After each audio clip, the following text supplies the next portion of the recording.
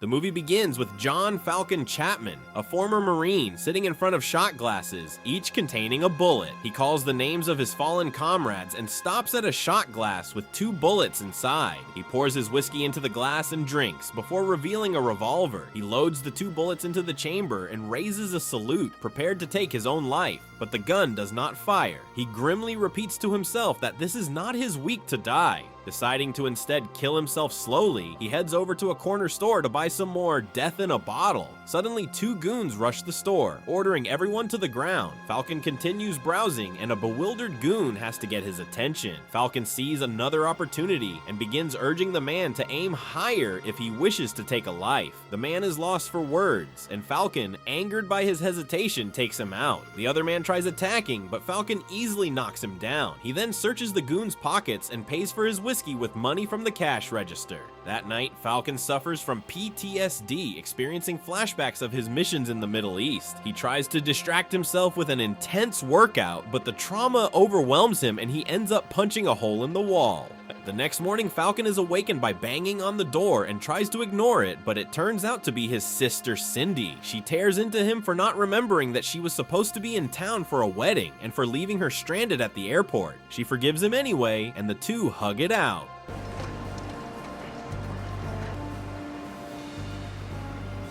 Later, they go out for dinner and catch up on old times. Cindy is concerned about Falcon, who insists that he is doing okay. She asks about his meds and he shows her a bottle, but Cindy knows better and takes it, revealing that they are just mints.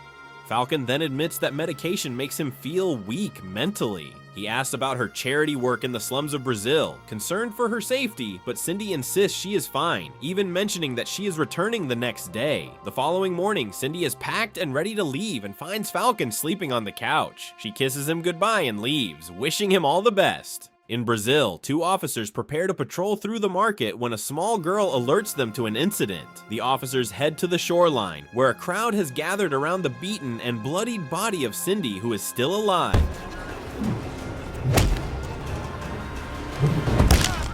Nearby, gangsters watch with cold stares. At the US consulate in Rio, Vice Consul Ridley is visited by Rio detectives Santo and Carlo. Santo shows Ridley Cindy's file, and he immediately recognizes her. He wonders who could have done this, but Santo suggests it could be anyone in the slums. Falcon is at home when he receives a call about the shocking attack on his sister and immediately heads out. Back in Rio, the 2 officers are handing out sodas at a street gathering when gunshots suddenly ring out. They run toward the sound. Meanwhile, Santo, Carlo, and their team apprehend suspects and discover a crate of weapons. The officers arrive late, and Santo recognizes the female officer, Catarina. He criticizes her for focusing on social work while crime persists in her jurisdiction. He warns her that due to Cindy's attack, he will be taking over. A rock is thrown, escalating tensions into a standoff between gangsters and police. Realizing they are outgunned, Santo proposes a street fight between each side's best fighter. If the gangsters win, Santo promises to return their weapons and never come back. The gangsters accept. Santo's chosen fighter is Carlo, who confidently steps forward and defeats his opponent with a decisive finishing kick. Impressed, Santo promises to be a regular presence in the area until Cindy's attackers are found. He also urges Catarina to remember which side she is on. Falcon arrives in Brazil and meets Ridley, who is revealed to be a former Marine who served with him. Falcon immediately goes to see his sister, only to find Cindy unrecognizable from her injuries and barely clinging to life. Santo visits and introduces himself, promising to find her attackers. He suspects a robbery and confirms they are investigating known criminals.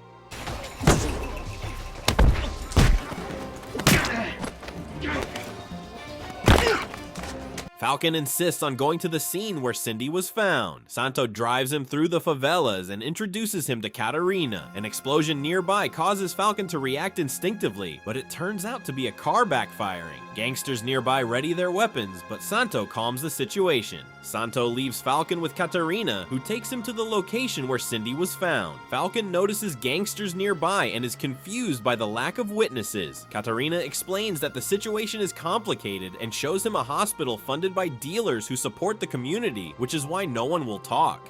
Falcon returns to the hospital and notices a nurse administering medication to Cindy. Soon after, Cindy begins to convulse. Falcon alerts the staff, but learns there was no Asian nurse assigned to her room. Later, Ridley and Santo confirm his account, but find no record of such a nurse. Falcon demands 24/7 protection for Cindy, and they agree. The next day, Falcon revisits the crime scene and spots the same gangsters. He follows one who is wearing Cindy's necklace. When the man refuses to answer questions, Falcon engages him and defeats the accompanying attackers. Katarina intervenes, identifying the man as Kuka, who had worked with Cindy and whose sister was also recently killed. Kuka shares his story, gives Falcon Cindy's notebook, and allows him to keep the necklace. Katarina informs Falcon about a string of missing children in the favelas, suggesting Cindy's case may be connected. That night, Santo and Carlo are involved in violent operations, eliminating criminals and maintaining control. Falcon deciphers a clue from Cindy's notebook and contacts a man named Bruno who agrees to meet him. Bruno reveals that Cindy was investigating a trafficking ring and had arranged a meeting with a contact, documenting everything through photographs. Bruno refuses to hand over the originals, but Falcon secretly takes a flash drive. Shortly after, Bruno's car explodes, killing him. Falcon is then ambushed by armed gangsters but manages to fight them off and escape.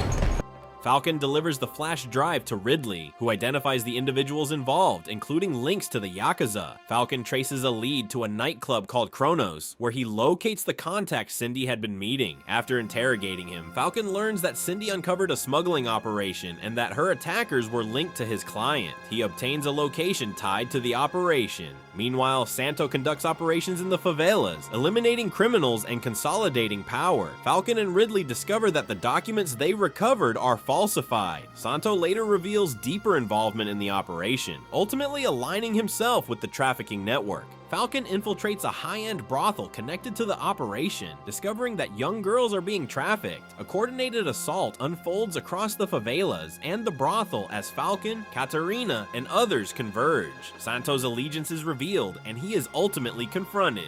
In a final confrontation at the docks, Falcon faces Santo, Carlo, and Kiramoto, the Yakuza leader. After a brutal battle, Falcon overcomes his opponents, defeating Kiramoto in combat. Santo, mortally wounded, provides Falcon with critical information before choosing to end his own life.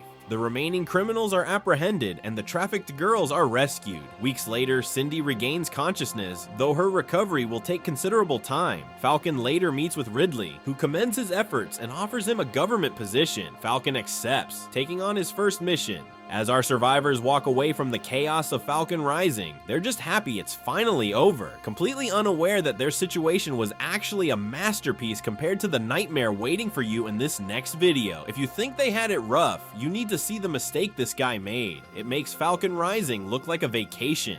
Click it right now to see why he's definitely not walking away from that one.